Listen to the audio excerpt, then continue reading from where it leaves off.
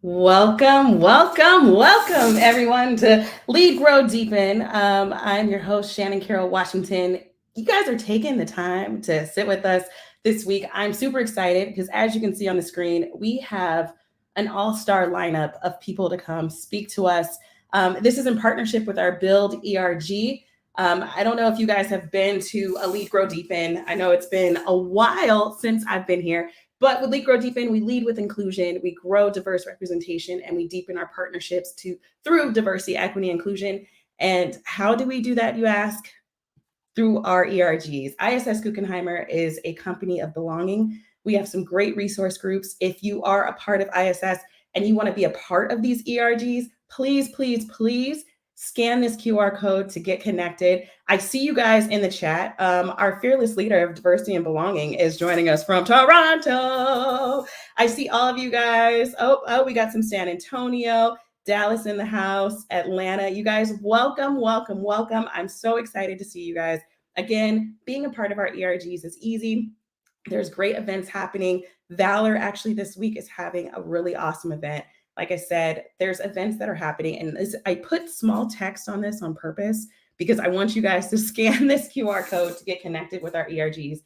So I'm going to go ahead and get started. Oh, you guys are like popping up out of everywhere right now. Kelly, you're in Atlanta too. So am I. So, we got some Raleigh in the house. Hi, guys. Nice to see you. Welcome, welcome, welcome. I'm glad you guys are here. I mean, this is going to be an awesome, awesome conversation. So I'm going to jump in. You guys may have seen it, and you're going to hear my chair squeak a little bit. So don't worry. I need to oil this thing up. But I am excited to have this conversation. Dr. Dominique Carter is here. She's an award-winning scientist, science diplomat, entrepreneur. She is going to be speaking about her passion for developing a diverse, globally engaged workforce. She is just all around. I mean, if there was a picture next to the word dope in the dictionary, it would be Dr. Dominique. I'm just saying, I've had the pleasure of speaking to her in person. You guys have the pleasure of speaking with her via this stream. I'm bringing her in, the one, the only Dr. Dominique Carter. Welcome to Lead, Grow, Deepen. Before we get started, I just want to say, if you guys want to applaud in the chat, put a 1 in the chat, because she needs all the ones that she can get because she's just awesome and amazing. Welcome. Thank you so much, Shannon. And thank you so much, everyone, for tuning in for what I feel like is going to be a very relevant series of conversations, just given the global and domestic challenges that we're facing around food security. So I'm really excited to be here. And let's get into it. I'm looking at all these ones in the chat. You guys are showing her some major love right now, and I am loving it. I'm here for it. Oh, yeah. Thank you for the love. What does the ones mean? That means applaud, because they can't clap. They can't hear it. So the ones are applauding for you. So yeah, you got some major love happening in the chat right now. If you guys have questions for Dr. Dominique, please put them in the chat. If you have any kind of feedback, comments, put them in there. You'll see them pop up on the screen periodically. But why we're here today and this week is to talk about Juneteenth. For those of you who don't know, Juneteenth is now a federal holiday in most states, but it is the celebration of the emancipation of Black people in this country. So very near and dear to my heart. But I wanted to talk to some people in the food industry, because sometimes when we talk about freedom, we talk about Juneteenth. We've come a long way, but we have a little bit of a way to go. And so I wanted to talk to you, Dr. Dominique, just because what you're doing is awesome and amazing, and a lot of times over my head, all the things that you talk about. So can you explain to us what you're doing right now in your work currently and how it relates to Juneteenth? Sure. So I actually just started a new job. I'm currently serving as the Vice President of Food and Nutrition Affairs for Food Minds, which is a division of Padilla. And it's a strategic science communications consultancy specifically focused on food and nutrition.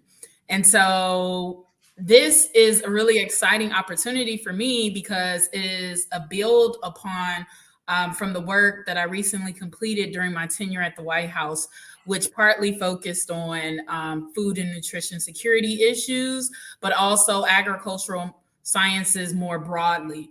And so sometimes when we talk about food, because we live in a highly industrialized society, we are so removed from how our food comes to our table, how it's even prepared, the amount of resources that goes into making the food. When I say resources, the amount of energy, the amount of water, all of which are we're facing challenges with right now across the globe. So when I think about my work more broadly and how it relates to Juneteenth, every entity or every system in this country, the historically excluded and marginalized have had to fight for a just right to access. Food is no exception, right? And so something that the COVID-19 pandemic revealed to some of us were already aware, is that there is still a significant amount of people facing hunger in this country, right? And so, and to add to that, there's also a large number of folks that are being inflicted by diet-related illness. And we have seen the numbers, and we see that diet-related illness drastically impacts communities of color, right? And why is that? There are mounting issues. So when we think about food security overall, that's a justice issue. Every person, regardless of socioeconomic status, background, deserves to have a healthy and nutritious meal, period, right? But when we think about compounding factors outside of folks, us living in record inflation times, folks not having enough dollars to stretch to feed themselves and maybe their families, this is also exacerbated by other issues, right, that ultimately impact people's ability to eat. So, for example, the unhoused, right? If you don't have a secure place to stay, how are you going to secure and maintain food, and healthy food at that, that's not full of preservatives and things of that nature, to be able to feed yourself and your loved ones? You can't, right? So when we think about food, we also need to think about housing. When we think about food, we need to think about the quality of food. And why is it that in a industrialized, rich country such as ours, we have a large amount of food deserts? What do I mean when I say food deserts? There are areas in which people live where they don't even have access to a grocery store. And you're talking about, oh, why are these specific diseases inflicting these communities? These are some of the reasons why. And it all kind of boils down to structural and systemic racism, if we want to keep it a buck on this call, which I hope my friends in the chat are okay with me being very candid and honest. Honestly, I operate in my full authenticity all the time. So what you see is what you get. You're going to get the honest. And so, yeah, my work policy-wise was focused around, right, me as a scientist, how can we scientifically ensure that everyone, regardless of background, has access to healthy foods? What is the type of research that's going into how we can actually make informed approaches, right, to how we address food and nutrition security issues? When we think about that, there is no one-stop shop or one answer cure-all for a variety of communities that have various challenges, and those challenges are specific and unique to those communities. So when we start thinking about broader, how can we address issues such as this, we have to be specific. So the research needs to be specific. So in my roles, right, I have advocated for such. Even when we think about, hey, we need to think about innovative ways in which we can continue to produce food sustainably, no longer at the expense of our environment. Again, getting to back what I said about the amount of resources that actually goes into producing food. Okay, so then we need to make sure that the science and technology enterprise, right, for folks who are conducting that research, is also representative of the population, because those perspectives matter. And that was a very long-winded answer. Listen, I am here for it. I am with Sherry. You get a buck for, listen, okay, you guys, you see Dr. Dominique, I told you she was dope. If you have questions for her, put it in the chat, because this conversation is getting real and raw, and I'm here for it. Although if I could drop the mic, I would, but unfortunately it'd be like dropping my whole laptop right now. So you touched on probably like 6 things that are just like near and dear to most people on this call. Like, we're ISS Guggenheimer. We are a food company. We work with always trying to tell the story of food here and there. And we see that what we're doing on a daily basis in corporate dining is not necessarily reflective of what might be in a food desert, that sort of thing. And so there's a lot of programs that we try to do to partner to try to mitigate and lessen that.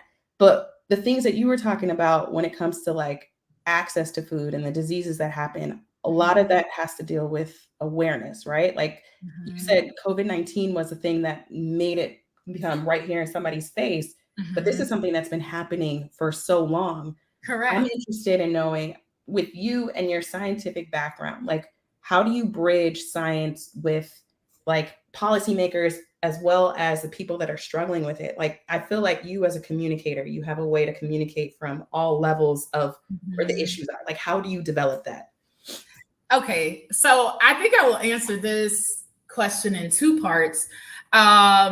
To be effective in developing any type of policy, whether it be science related or not, there requires some level of skilled, effective, and persuasive communication. And I would say in my new role, right, that is really the crumbs of what I do. We work with companies, which are agricultural commodity groups, large food manufacturers, and other food companies across the spectrum, right, to help them develop science-informed policy stances for their organization. And so that's like a perfect bridge from what I was doing before, which was more like science-focused based and, you know, using science as a basis for developing innovative policy that will impact not only the science, technology, and research enterprise, but broadly our lives. So what we have shown, or what research has shown, is that the STEM enterprise, science and technology research, is vital to this country's economic security. And that is something that has been seen in other high, low, and middle income countries as well. Like, I don't even know why we even have to have a conversation as to why we should invest in research. Like, the proof is in the pudding, and the proof and evidence is there, right? And so being able to convince then the public, for which majority of the research in this country is federally funded, that's public tax dollars, right? That requires a level of skilled communication, which scientists don't often have. And so you can also see there has been a trend, right, with COVID, other like large mass illness or scientific events happening, that there has been this kind of gradual degradation of public trust in science. And that has largely been due to inability of scientists to communicate effectively why the work that they're doing is so important and how it impacts other people's lives. And so naturally, I like to talk. And so I would say I'm one of the few that possess these skills naturally. But, you know, I am happy to say that I see now in a lot of graduate programs that are training scientists, there's a large emphasis on communication because it's really important. And so I would say I've developed this since graduate school, participating in certain events, giving talks that are more translational. So yeah, the basis is science, but talking about how it impacts people's lives at the end of the day, which is the reason I went into science in the first place. Regardless of what industry I work in, what I do, I will always be a scientist, even though I'm away from the bench. Like, my training taught me how to think critically and how to answer questions, right? And come up with solutions. And that's something that I do every day, regardless of what sector and what job. So I feel like if I was a little girl and I saw more scientists like you, I would have gone more STEM. I truly believe, because like when people think scientists, they think pocket protectors, Poindexter, Urkel. And I was like, I can't relate with that. But if I saw more people like you growing up, I'd probably been like, oh yeah, I can totally science. I can see myself, all that. We have some questions. I'm going to combine some of these questions. Robin made a good point. She read that there's 6,500 food deserts in the US. And I want to combine this with Sherry's question is, how can we help individually in our communities reduce food insecurity? In your opinion, like, what's something that we could do? So, right, food insecurity and ending hunger is one of the priorities of the Biden-Harris administration.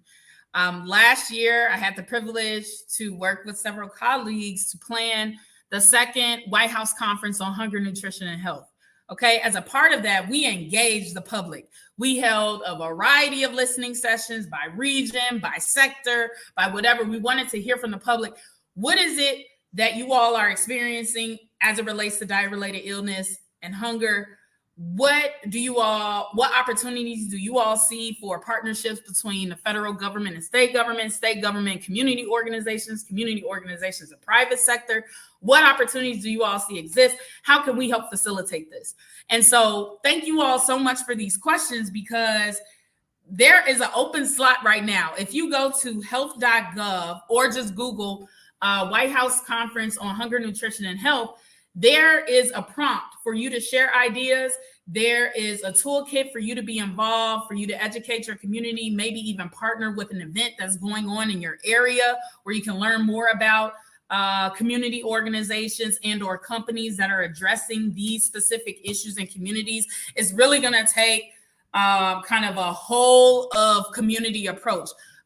Something that was often said in my former job was, everything we do needs to be a whole of government approach. We can't afford to work in silos any longer. Everybody needs to be on board. We need to see how our activities are synergized and make sense and complement each other and are not duplicative, right? And so to be able to continue to hear from the public, we actually launched a kickoff challenge, which was the White House Healthy Challenge, or the White House Challenge for Healthy Communities.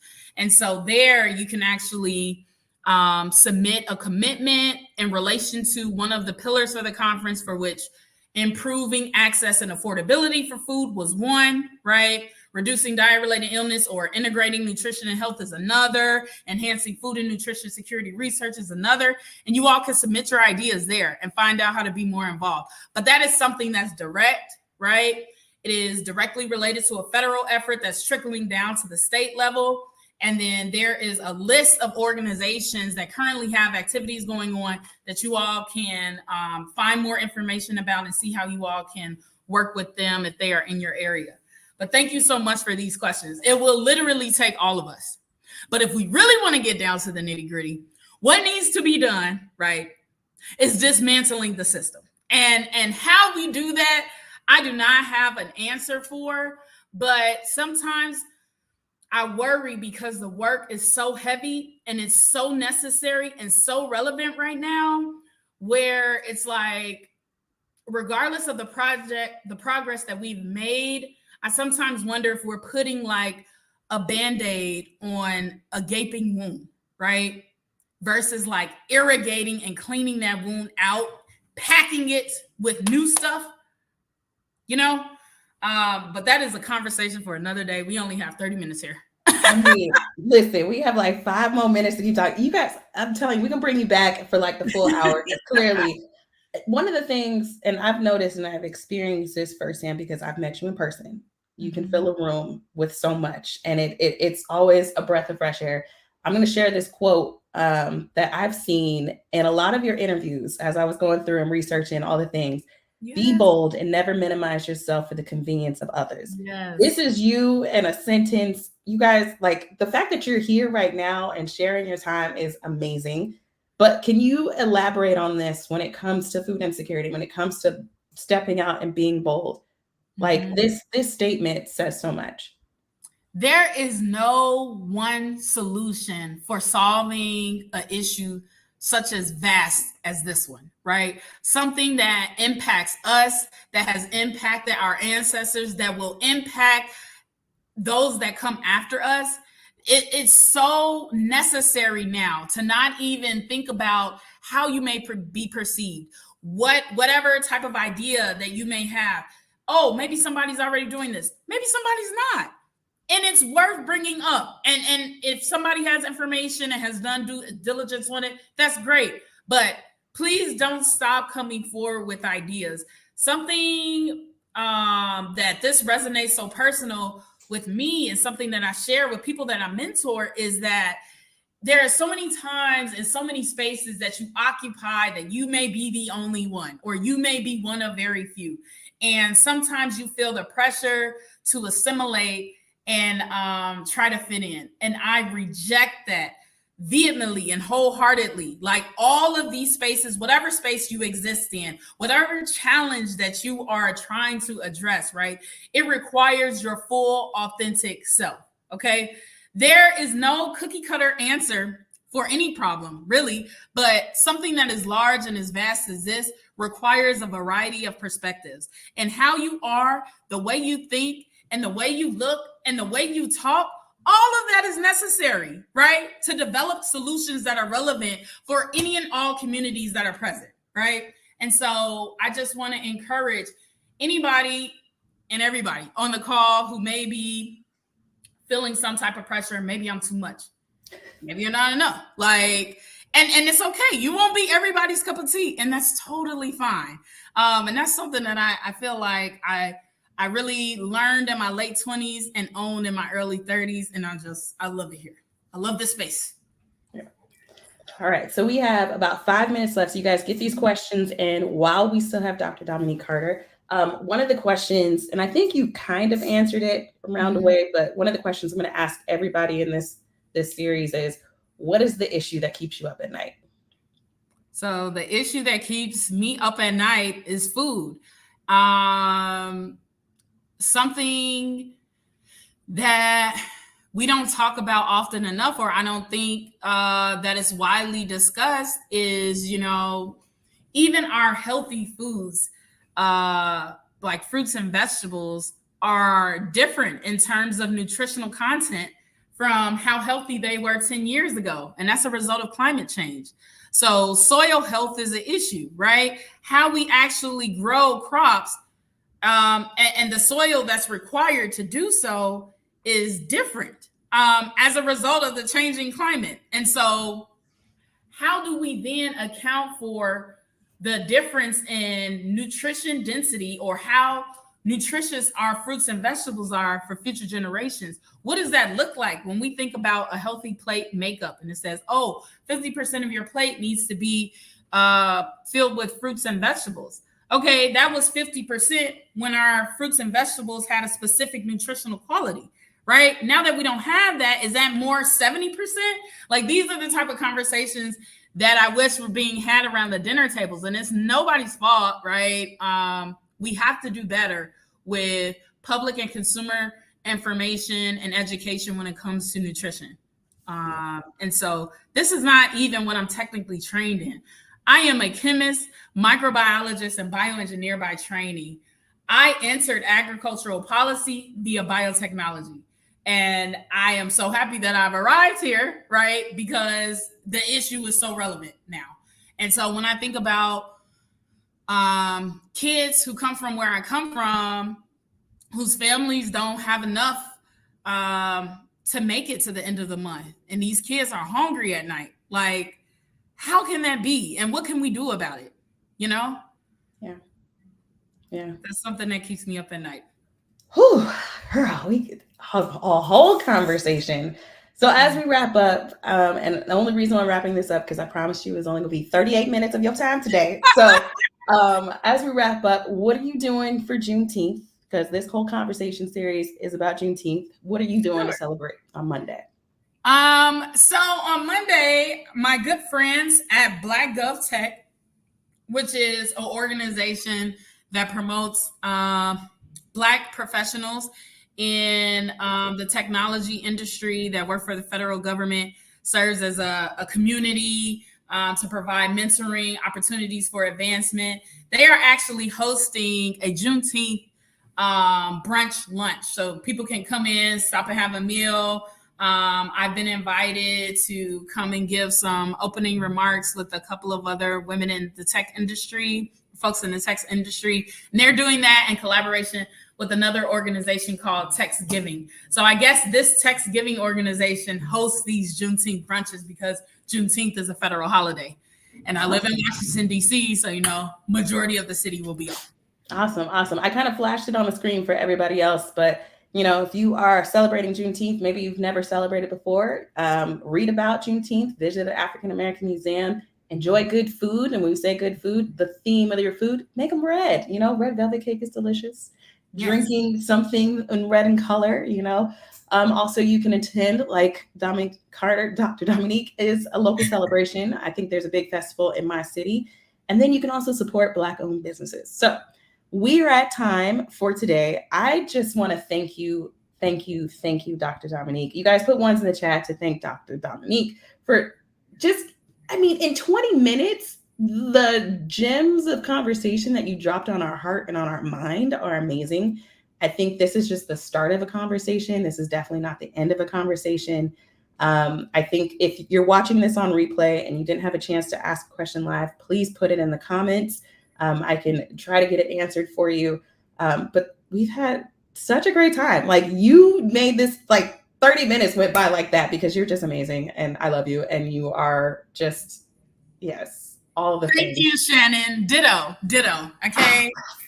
You bring big energy and I appreciate that. So thank you all so much for taking time out of your afternoon. I hope we can continue this conversation outside of me and I look forward to tuning in for the rest of the week. Yeah, for sure. I'm super excited. Erica, I'm with you. I can't wait to see what's happening. And you guys, I'm just going to give a plug for tomorrow. If you guys, our friend, Dr. Dominique, Chef Mavis J. will be in the building. Right? I'm just saying, this is going to be awesome and amazing. So you guys, please check back in, tune in, subscribe to our YouTube channel. We will be, talking all this week. Get in there, invite your friends. If they missed this conversation, please go ahead and share the link that you use to get on this. You can watch the replay. You guys, this is awesome. I love you guys in the chat. You are all up in here. This is amazing. Dr. Dominique, once again, thank you so much for your time, all of your words, all of your encouragement, and just being you. This is... Thank you, Shannon. I just want to be your friend for life. This is friends for life. Okay. And the one thing before we log off that I want to plug that I didn't get an opportunity to say, but what I was alluding to when we talk about food solutions for specific communities is when we think about food justice, food sovereignty is right up there. And so what I mean when I say that is people having access to indigenous foods, the foods that their families and them are used to eating and growing up, and sometimes may have been stripped away from them because of colonialism or other reasons, right? So we need to think about how we can restore those practices, right? So that's something that I want to leave you all with. We're going to be talking about that with Dr. Veronica Womack on Wednesday. You're full of tea. You did all the things. I'm so excited. All right, you guys, thank you so much for joining us on Lead, Grow, Deepen. Until next time, be inclusive, show your diversity, lead, grow, and deepen. That's what we're here for. All right, everybody, have a great one. Bye-bye. Bye.